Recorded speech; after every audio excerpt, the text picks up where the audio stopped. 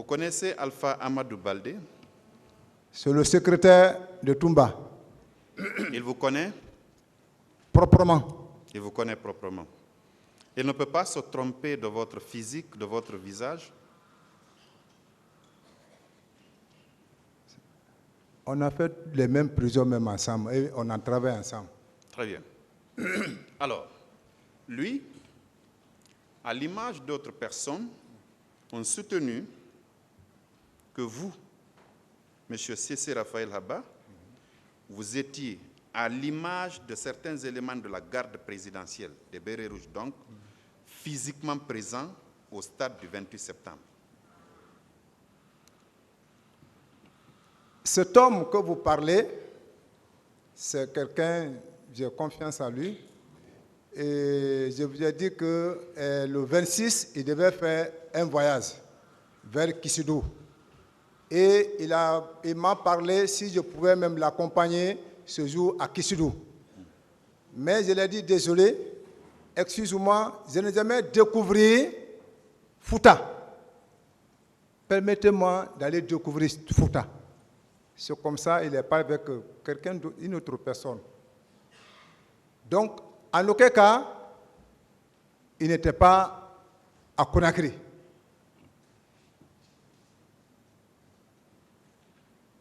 Il n'était pas à Conakry le 28 Baldé n'était pas, Alpha Oumar Baldé n'était pas à Conakry le 26, le 27, le 28, il n'était pas à Conakry.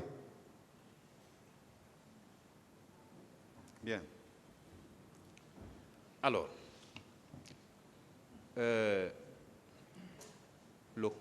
au camp Al-Faya, c'est là-bas que se trouvait la présidence au moment du CNDD.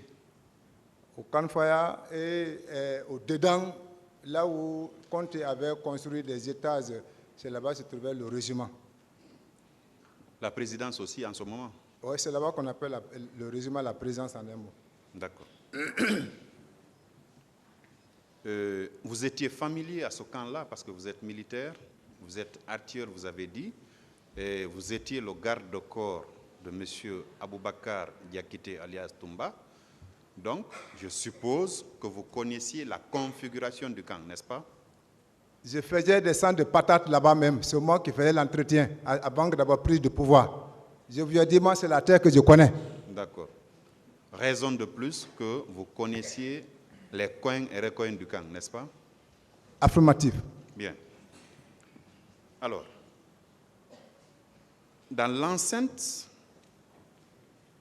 du camp, il y a eu des personnes qui y ont été retenues contre leur gré. Et ces personnes-là ont fait l'objet de torture. Et vous êtes conscient que quand on torture une personne, elle pousse naturellement des cris. Vous qui êtes habitué à cet univers-là, vous n'aviez jamais entendu des cris de détresse de femmes ou d'hommes à l'intérieur du camp? Nous sommes vers la sortie de la présence bâtiment, vers la sortie de Verkouja. Donc, en aucun cas, Téboro est distant de nous, il est hors de la présidence et qu'ils ne sont pas côte à côte. Donc, je ne peux pas comprendre que vraiment, si en aucun cas, je peux attendre un cri, ou bien je peux voir quelqu'un, on l'a maintenu là-bas. Non, parce que moi, je suis dans mon coin, à mon poste de garde. Très bien. Je peux comprendre par votre déclaration que c'est chez M. Thiebro que cela pouvait se faire? Comme il est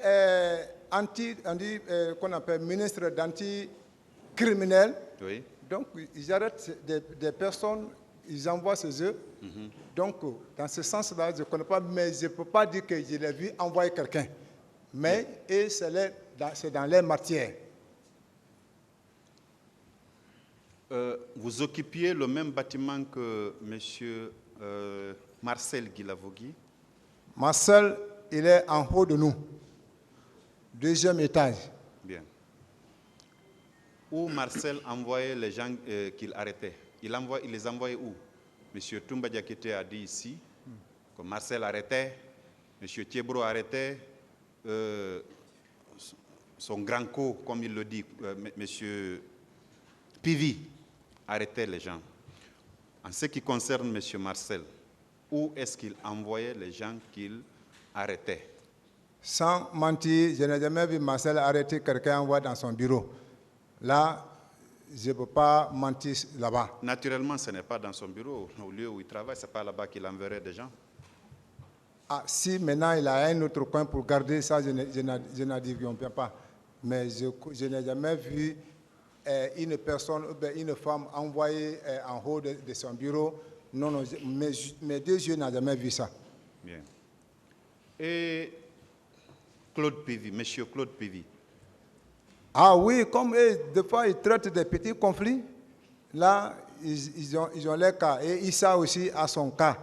Et idem que Thiebro. Donc, mais chacun a son coin. Moi, je suis à mon poste de garde. Vous êtes à votre poste de garde. Mais dites-moi, Monsieur Haba, quand ils arrêtent, quand quelqu'un pousse un cri de détresse là-bas, ça ne peut pas être entendu à partir de votre position? Non, moi, je n'ai jamais entendu un cri là-bas de quelqu'un de torture. Je ne peux pas mentir. Bien. Après les événements du 28 septembre, vous n'avez pas entendu parler des personnes qui étaient disparues ou des gens qu'on avait ensevelis dans des fosses? Vous n'aviez pas entendu parler de ça aussi? Non. Pourtant, même les radios, toutes les radios qui étaient là à l'époque en ont parlé. Les stations étrangères, tout comme nos stations ici, tout le monde avait parlé des disparus et des fosses communes. Moi, personnellement, non. Vous n'écoutez pas la radio? Mon patron n'aime pas la radio et n'aime pas la télévision.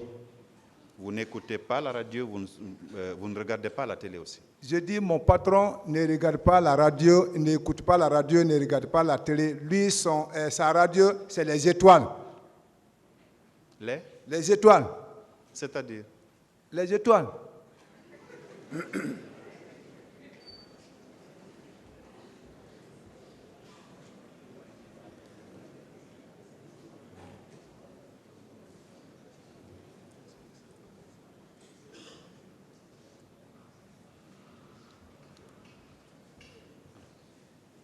Monsieur Haba. Oui, mon procureur. Revenons sur cette scène qui a eu lieu entre vous trois à l'intérieur de la maison centrale. Vous dites que quand M. Toumba Diakité a été ramené ici, des mois après, il vous a fait appel.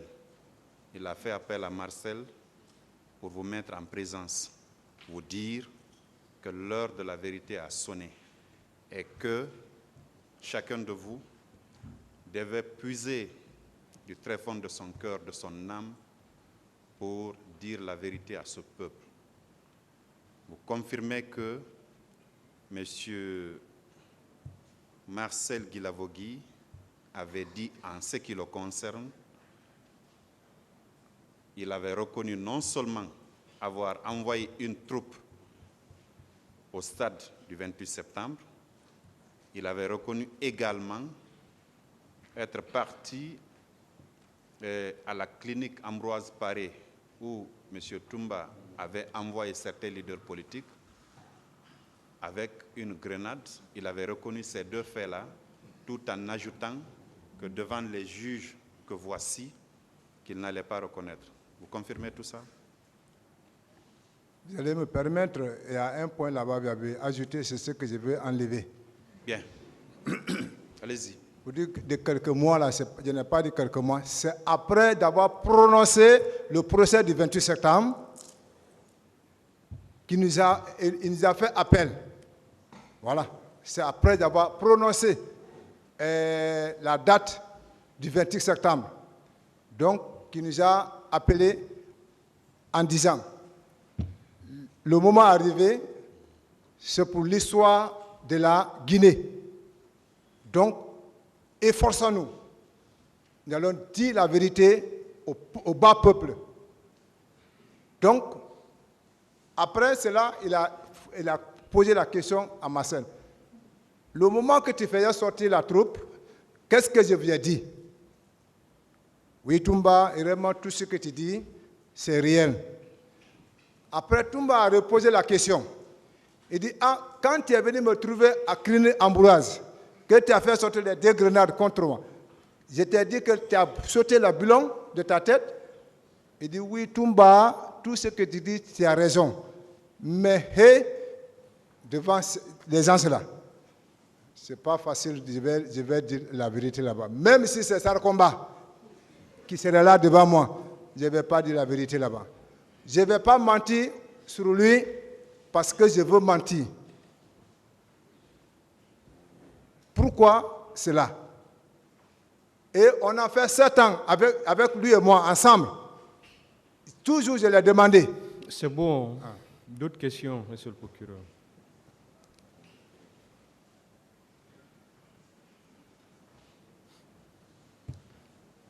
Monsieur Haba, Présent, mon procureur. vous dites que monsieur Alpha Amadou Baldé n'était pas là. Je dis Alpha Ouma Baldé, il m'avait posé la question pour que de l'accompagner à... Je ne parle pas de Alpha Omar, je parle de Alpha Amadou Baldé. Alpha Amadou, ce n'est pas le secrétaire de Toumba? Alpha Amadou Baldé, Oui. le secrétaire de Toumba. C'est lui, non? Bon, je ne connais pas ces rapports avec M. Toumba, mais sur le document, c'est écrit Alpha Amadou Baldé. Alpha Amadou Baldé que je connais, c'est le secrétaire de Toumba. Voilà. Que lui, je parle de lui. Si à part d'autres, Alpha Ouma Baldé, je ne connais pas. Mais Alpha Ouma Baldé, secrétaire de Toumba, celui-là que je connais, qu'il m'a parlé de l'accompagner à Kisidou, je lui ai dit, accorde-moi une chance de découvrir le Fouta. Et ils ont bougé le 26, si j'ai bonne mémoire. Bien. En ce qui vous concerne, vous dites que parmi toutes ces infractions, vous ne reconnaissez aucune des infractions, n'avoir posé aucun acte par rapport à tout ce qu'on vous reproche. N'est-ce pas? À l'intérieur, à l'extérieur, je ne reconnais de rien, je me reproche de rien. Parce que je n'ai pas été au stade sans mentir, c'est-à-dire sans argument. Est-ce que vous aviez appris qu'il y avait eu le 28 septembre, le soir du 28 septembre, 2 camions contenant des corps qui étaient stationnés au camp Almami Samori Touré? Vous aviez appris ça le soir du 28 septembre? Non. Vous n'avez rien appris après ces événements, M. Haba? Non. Pourtant, vous aviez dit que le 28, ce sont bien vos enfants qui vous ont dit qu'il y avait des cris, n'est-ce pas? Ça, c'est vers Koja.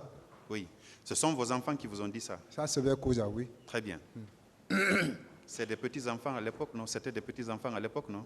Hein? C'était des petits-enfants à l'époque, non? Quand je vous montre mon premier garçon,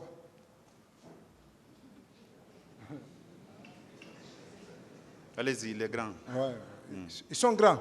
Maintenant, les tout petits-enfants ont eu des informations. Vous, qui étiez à la présidence, vous n'avez eu aucune information par rapport à ce qui s'est passé au stade du 28 septembre et par rapport à ce qui s'est passé les jours d'après. On a parlé des morts d'hommes, on a parlé des viols, on a parlé de séquestration, on a parlé de pillage, parce qu'on a pillé des commerces et leur contenu, on a pillé des domiciles.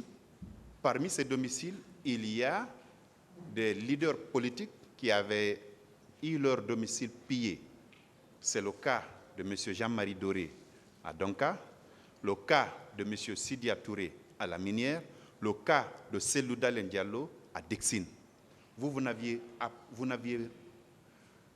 rien appris par rapport à ces pillages, vous n'avez rien appris par rapport aux viols commis au stade du 28 septembre et alentour, vous n'avez rien appris par rapport aux âmes, par rapport aux personnes qu'on a abattues à l'intérieur du stade.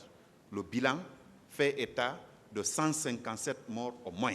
Vous n'avez pas appris ça.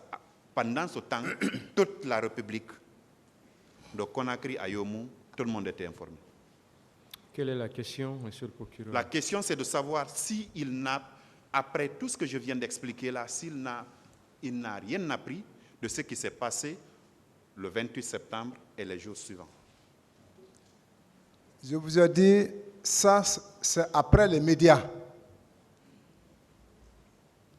C'est par les médias que vous avez appris. Oui. Très bien.